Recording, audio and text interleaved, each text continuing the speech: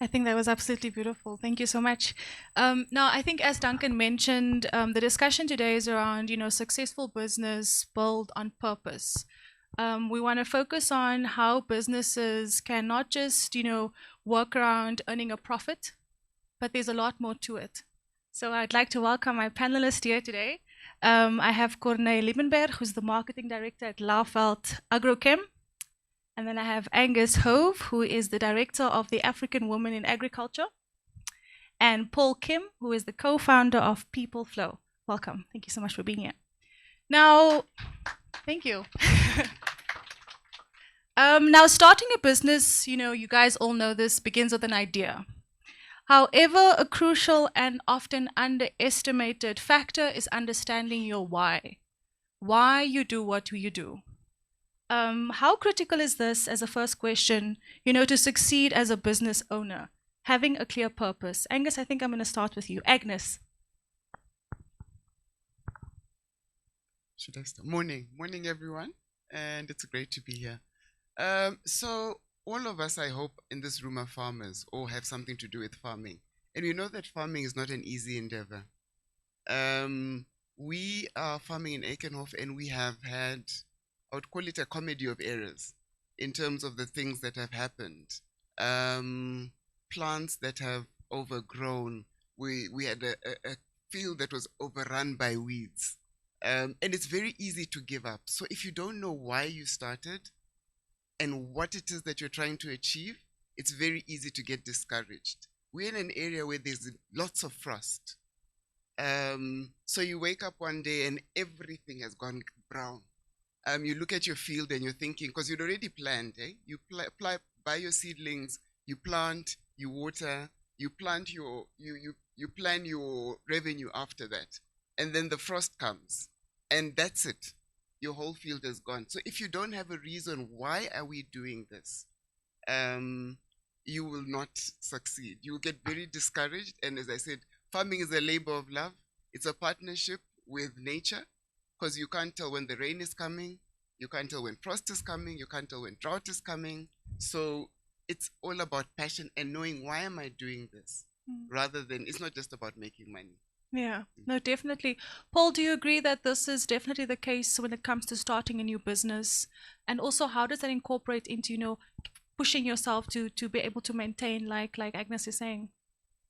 Yeah, so I mean, definitely purpose helps with perseverance. I think farming, depending on which type of farming you're involved in, is a very long-term endeavor. And I know that weather volatility and market volatility, all of those things are really difficult challenges that a farmer needs to overcome.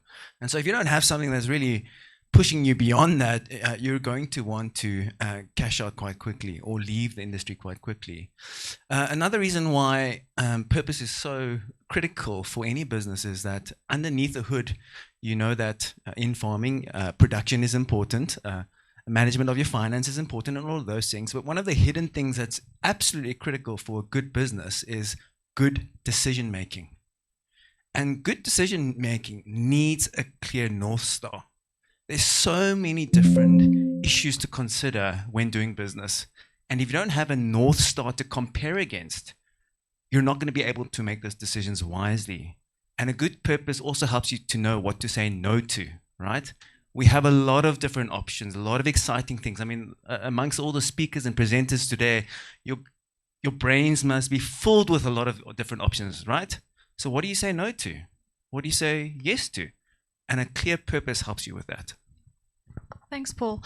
I mean, it's a bit different for you, Corné, in terms of, at a bigger company, how does that work and how do you incorporate that? And what advice do you have in terms of the work that you do at Agrochem? Thanks a lot. Not different. I think very much the same. I don't know when is big, by the way, but we also started with 0 or less than 0 because we started with debt. So it's someone that's got nothing today, got more than we had when we started. But no, purpose is everything. I don't think it's only important. For me, it's everything. That determines why you do what you do, your interaction with people, like people here today.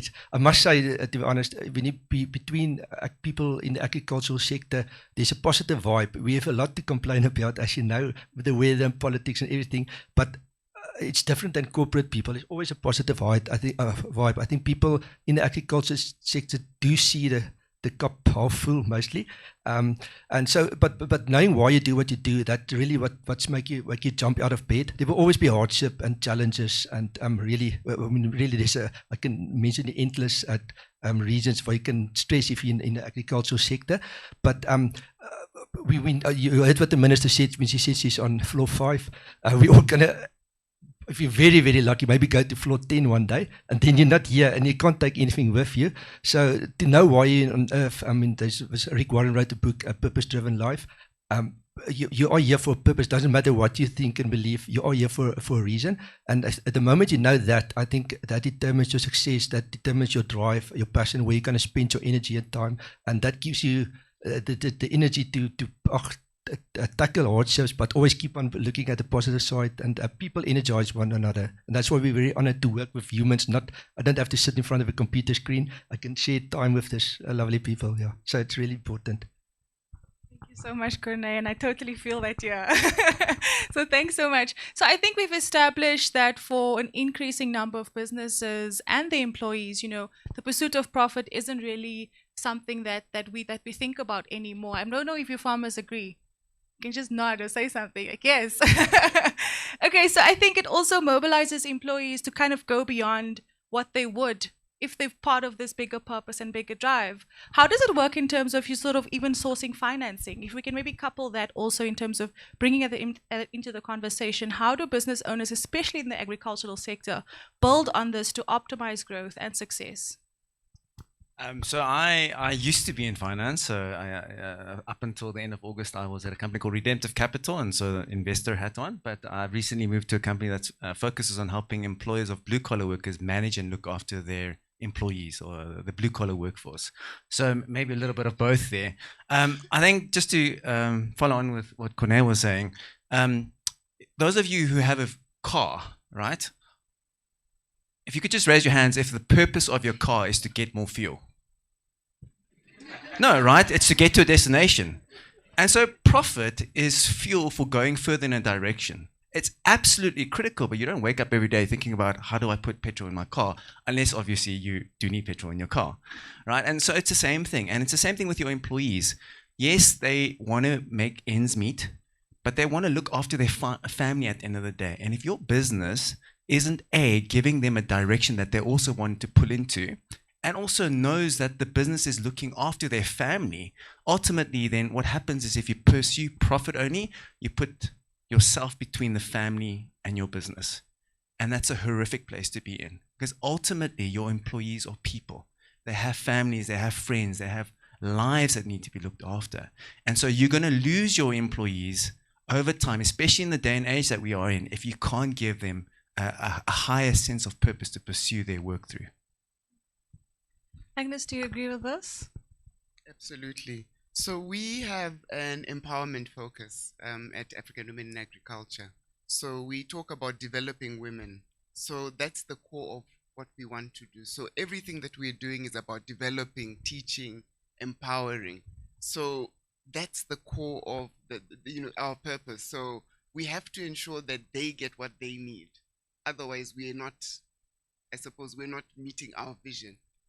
So that's critical, that's foundational, and that's the reason why we're in business, is to empower women. And once we're not doing that, that includes our employees. So everybody who walks onto our farm, it's about empowerment. It's about changing lives. It's about making their lives better. And I'd maybe like to just stay on that point. I know that you just mentioned that you're very passionate about the empowerment of women agripreneurs and entrepreneurs. Why do you think that highlighting the role that women specifically play in agriculture is vital, and also more specifically focusing on the gender gaps in the sector? Because, I mean, this is a conversation that we have all the time.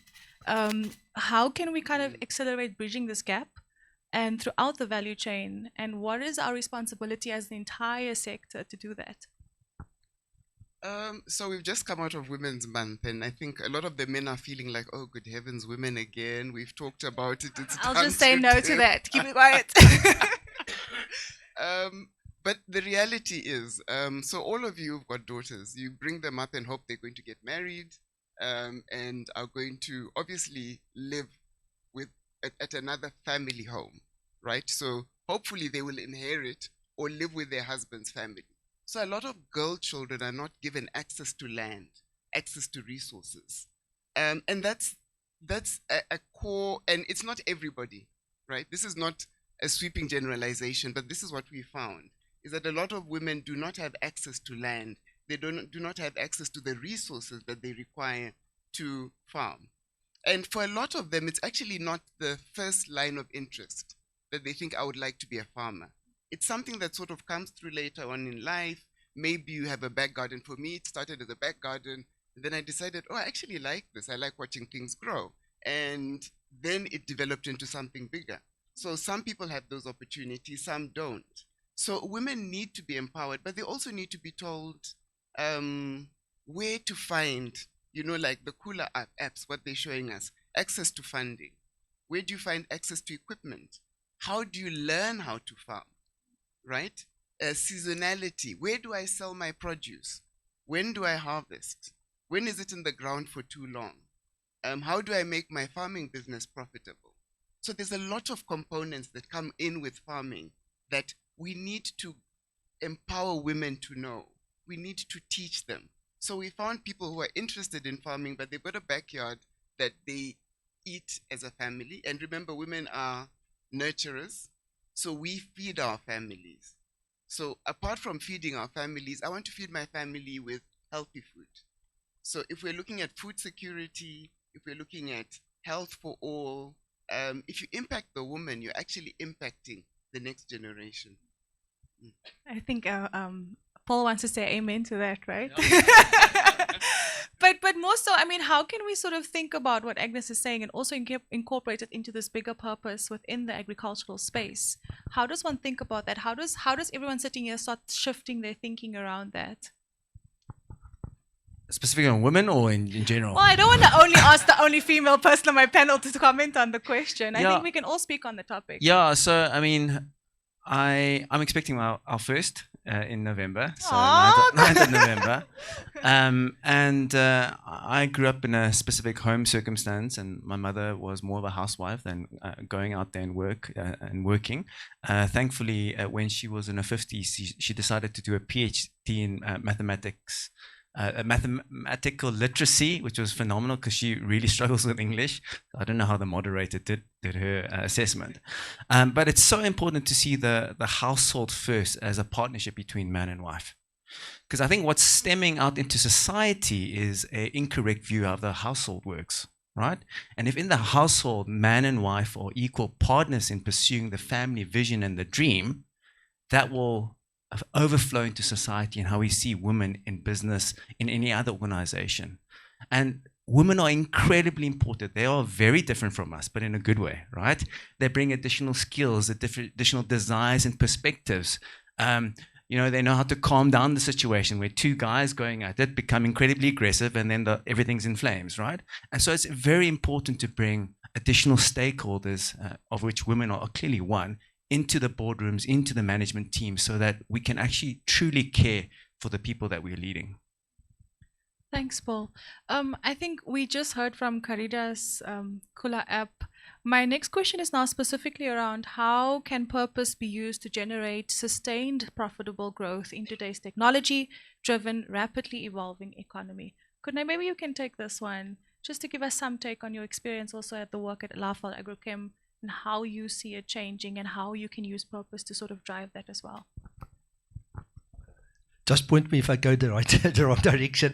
I think I should introduce you just to say again, because I know Maud said in the previous presentation about the guy that could get the 5 million and he said, no, it's too risky.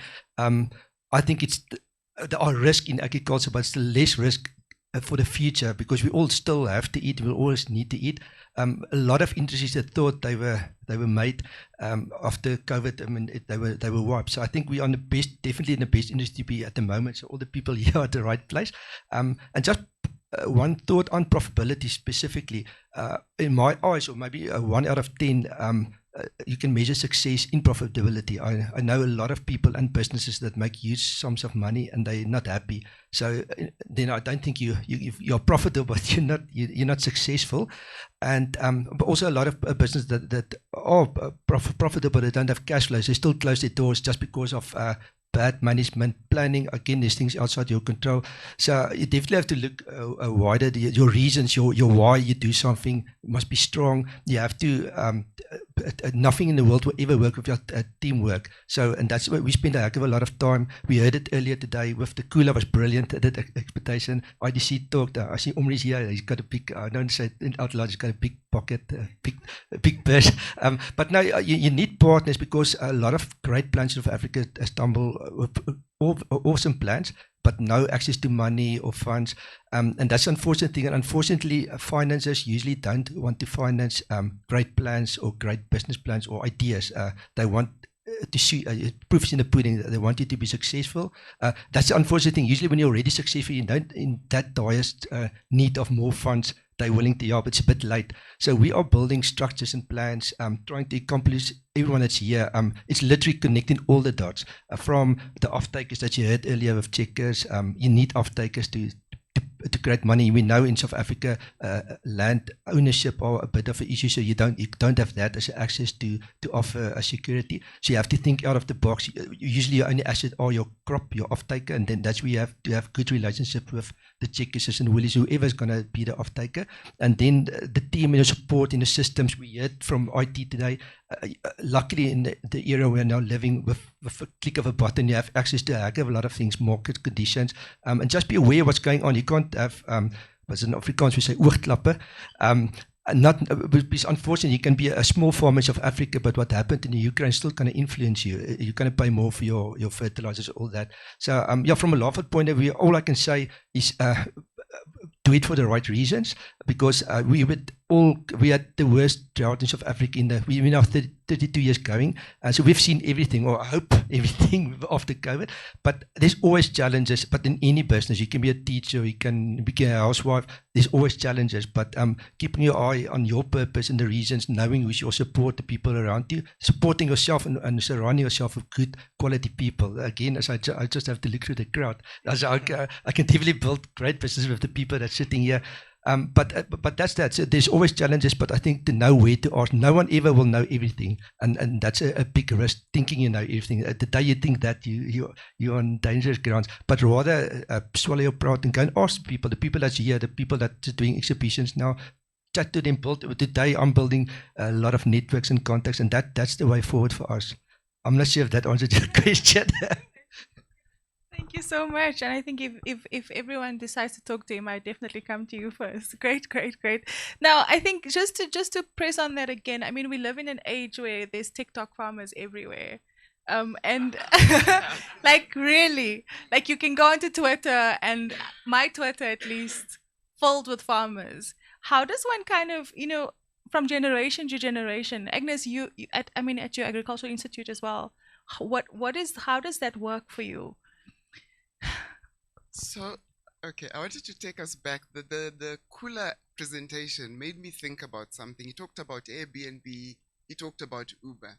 And I thought, we need an app for farmers, right? So a lot of our equipment is hectically expensive. So tractors for small farmers, you look at the price and you sort of close the quotation and put it back out again. Cost of land as well. The cost of a center pivot irrigation as well, hectically expensive. So if we look at access versus ownership, we look at how do we access it like an Airbnb, where you're using a room or using I don't know, center pivot, because they normally you can transport them from place to place. However, is there no way we can use technology to empower us and allow us access to the tools of production that we cannot afford?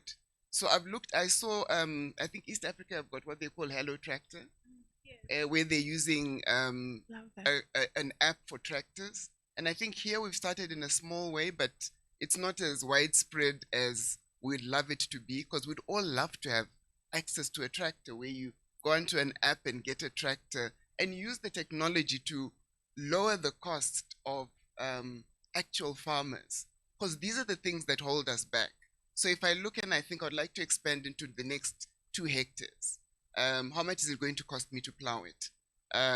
So I look and I think, okay, I don't have a tractor. My neighbor is busy using his. I need to use manual labor. It takes ages. The labor costs are high. So you sort of think, okay, maybe I won't open up 1 hectare. I'll only do 2 hectares. I'll only do 1. So those are the various things that one has to think about. But in farming, I think we're using a lot of technology in terms of WhatsApp groups, sharing knowledge, putting our product on, our produce on to say, does anybody know where I can sell this? There's some WhatsApp groups or Facebook groups where they post current prices, which keep you, updated on what's going on in the market. So we are using technology, but I think we actually could go further and use it to actually empower smaller farmers, small-scale farmers, or newer farmers who are only just accessing the agricultural system, ecosystem, and don't really know the end-to-end solutions. Yeah, thanks so much. I think my favorite platform at the moment is Twitter Spaces. I love it so much.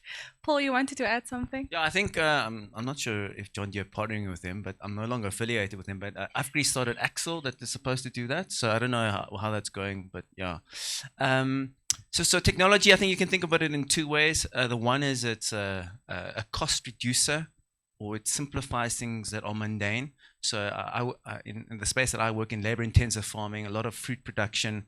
In the olden days, they used to hand out cash in envelopes, and you can imagine how painful of an exercise that is, and the security issues that come with that. And by being able to just use bank payments, and we all take that for granted, it's reduced the cost and the complexity in paying your staff. So on the one hand, technology can reduce costs and make things simpler to do. On the other hand, it enables new things that you could never do. And to give you an example, everyone here probably knows Microsoft Excel. Do you know what the precursor to Microsoft Excel was, or the precursor to the precursor? It was a spreadsheet is what, rows and columns, right? And you get cells. It was a floor of a building where each person at a table was a cell, right? So as you do the computation in the 60s or whenever it would work through rows and cells of people to get to a result. And so what we've got now, and you guys have all access to that. You don't have to buy a floor, people, tables, typewriters.